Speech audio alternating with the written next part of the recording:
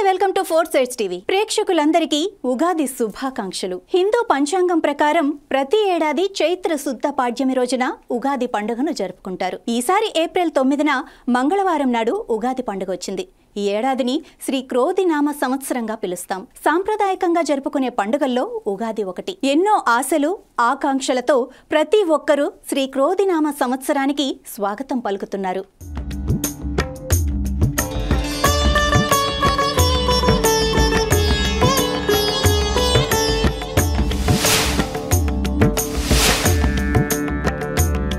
పంచాంగం ప్రకారం ఉగాది నుంచి తెలుగు ఏడాది మొదలవుతుంది. తెలుగు సంవత్సరాలు మొత్తం 60. ప్రభవ నుంచి ప్రారంభమై అక్షయతో ముగుస్తుంది. 60 పూర్తయిన తర్వాత మళ్లీ మొదటి నుంచి సంవత్సరం ప్రారంభమవుతుంది. మొదటి ఋతువు వసంతం, మొదటి నెల చైత్రమాసం, మొదటి తిథి పాడ్యమి. చాంద్రమానాన్ని అనుసరించి ఉగాది నుంచి కొత్త సంవత్సరం ప్రారంభమవుతుంది. ఉగాది రోజున తెల్లవారుజామున లేచి నూనె రాసుకొని స్నానం చేస్తారు. తరువాత కొత్త బట్టలు వేసుకుని ఇంటి గుమ్మాలను మామిడాకులు, లోగిళ్ల రంగురంగుల ముగ్గులతో అలంకరించుకుంటారు. ప్రజలు ఈ సందర్భంగా ఉగాది పచ్చడి, బొబ్బట్లు వంటి ప్రత్యేక వంటకాలను కూడా తయారు చేస్తారు. కుటుంబం, బంధువులు, స్నేహితులు కలిసి చేసుకునే పండుగ ఉగాది. భక్తులు దేవాలయాలను సందర్శించి దేవీ దేవుళ్లకు దండం పెట్టుకుని ఏడాది అంతా చల్లగా చూడాలని కోరుకుంటారు. ఒకరికొకరు బహుమతులు, స్వీట్లు ఇచ్చుకొని పరస్పరం ఉగాది శుభాకాంక్షలు తెలుపుకుంటారు. క్రోధినామ సంవత్సరం అంటే క్రోధమును కలిగించేదని అర్థం. ప్రజలు కోపము, ఆవేశముతో వ్యవహరిస్తారు.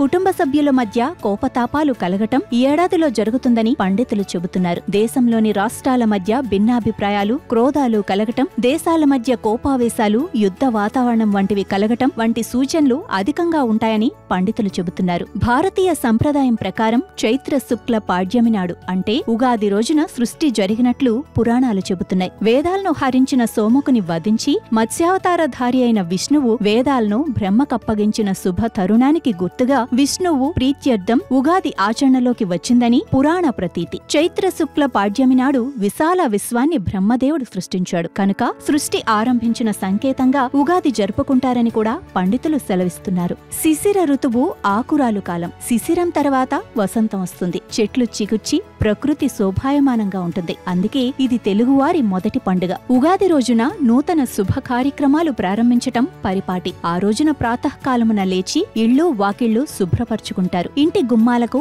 మామిడి తోరణాలు అలంకరిస్తారు. తలంటు స్నానం చేసి కొత్త బట్టలు ధరించి ఉగాది పచ్చడితో దినచర్య ప్రారంభిస్తారు. ఉగాది పచ్చడి ఈ పండుగకు ప్రత్యేకమైంది. షడ్రుచుల సమ్మేళనం. తీపి అంటే మధురం, పులుపు అనగా ఆమ్లం, ఉప్పు అంటే లవణం, కారం అనగా కటు, చేదు అంటే తిక్త, వగరు అనగా కషాయం వంటి 6 రుచులు కలగలిసిన ఉగాది పచ్చడి తెలుగువారికి ప్రత్యేకం. సంవత్సరం పొడవునా ఎదురయ్యే మంచి చెడులను, కష్ట సుఖాలను ఒకే విధంగా స్వీకరించేలా సూచిస్తూ ఉగాది పచ్చడి తప్పనిసరిగా తీసుకుంటారు. ఈ పచ్చడి కొరకు చెరుకు, అరటిపళ్ళు, మామిడికాయలు, వేప పువ్వు, చింతపండు, జామకాయలు, బెల్లం మొదలైనవి వాడుతూ ఉంటారు. ఈ రోజున వేప పువ్వు పచ్చడి, పంచాంగ శ్రవణం, మిత్ర దర్శనం, ఆర్య పూజనం, గోపూజ, ఏరువాక అనే ఆచారాలు పాటిస్తారు. ఉగాది రోజు ముఖ్యమైన వంటకం ఉగాది పచ్చడి. షడ్రుచుల సమ్మేళనంగా చేసే ఈ పచ్చడి జీవితంలో జరిగే వివిధ అనుభవాలను సూచిస్తుంది. జీవితంలో అన్ని భావాలను చెప్పే భావం ఇందులో ఇమిడి ఉంది. పచ్చడి ఒక్కొక్క పదార్థం ఒక్కో భావానికి,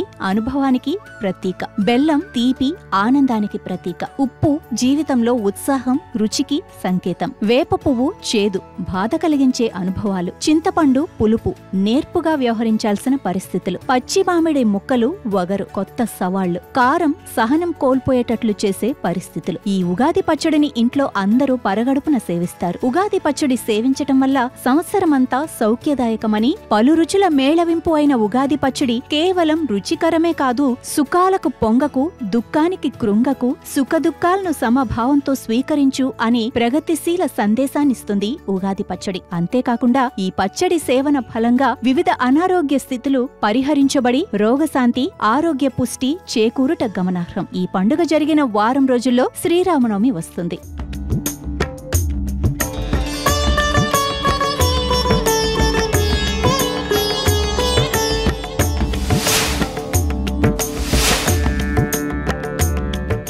ఉగాది పండుగ రోజున దేవాలయాల్లో లేదా ఏదైనా ఆధ్యాత్మిక ప్రాంతాల్లో పండితులు పంచాంగ శ్రవణ కార్యక్రమాలను నిర్వహిస్తారు. తమ భవిష్యత్తుకు సంబంధించి ఆదాయం, వ్యయం, రాజపూజ్యం, అవమానాల గురించి ప్రజలు తెలుసుకోవాలనుకుంటారు. వచ్చే ఏడాది వరకు తమ రాశి ఫలాలు, గ్రహాల స్థితులు ఎలా ఉన్నాయి, ఏమైనా దోషాలుంటే నివారణలు తెలుసుకుంటారు. పంచాంగ శ్రవణం వినటం వల్ల సూర్యుడు శౌర్యాన్ని, చంద్రుడు వైభవాన్ని, కుజుడు శుభాన్ని, శని ఐశ్వర్యాన్ని, రాహు బుద్ధిబలాన్ని, కేతు ఆధిపత్యాన్ని ఇస్తారని నమ్ముతారు.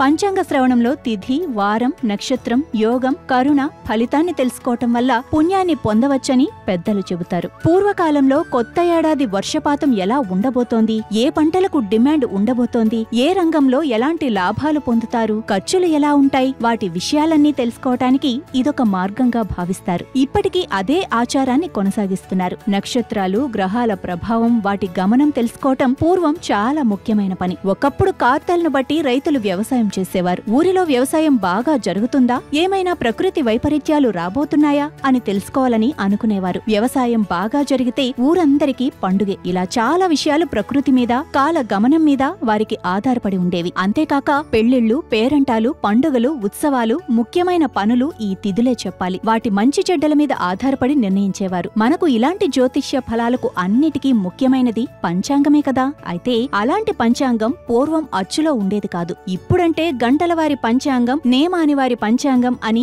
ఇన్ని అచ్చుపడి జనవరి, ఫిబ్రవరి నాటికే మన చేతుల్లో ఉంటున్నాయి. పూర్వం పంచాంగం ఏ 3-4 ఊళ్లకో ఒక ముఖ్యమైన పండితుల వద్ద ఉండేది. అది కూడా తాటాకుల మీద రాసిన పంచాంగం. వాళ్లు పంచాంగం చూడకుండానే వేళ్ల మీద లెక్కలు కట్టి చెప్పగలిగిన సమర్థులుగా ఉండేవారు. ఆ రోజుల్లో ఏ ఆలయంలోనో కూర్చొని ఆ పురోహితుడో పండితుడో చదివి వినిపిస్తే వినేవారు. తమ రాశులకు ఏ ఫలితాలు దక్కుతాయో, ఆ ఏడాది చేయాల్సిన పండుగ పబ్బాలు ఏమిటో, ఎప్పుడు వస్తాయో, వ్యవసాయం, వ్యాపారం వంటివి ఎలా ఫలిస్తాయో, ఏ జాగ్రత్తలు ఉన్నాయో తొలి రోజే చెప్పేవారు. ఈనాటికి దీన్ని పాటిస్తున్నారు. అందుకు మనకు టెలివిజన్లు కూడా ఉపయోగపడుతున్నాయి. అయితే పంచాంగ శ్రవణం దక్షిణముఖంగా కూర్చొని చేయకూడదు. ఉగాది రోజు కొత్త గొడుగు కొనుక్కుంటే మంచి కలుగుతుంది. ఇలా చేయటం వల్ల ఏడాది పొడవునా మీ ఇంట్లో డబ్బులు నిలుస్తాయని పండితులు చెబుతున్నారు. దీంతో పాటు మన పెద్దలు అప్పట్లో ఒక విసనకర్రను కూడా ఉగాది రోజే కొనుగోలు చేసేవారు. కొత్త బట్టలు, కొత్త ఆభరణాలు వేసుకోవటం ఉగాది రోజు షరా మామూలే కదా. పంటలు చేతికొచ్చే పండుగ ఉగాది రోజు చిన్న పెద్ద వ్యాపారస్తులంతా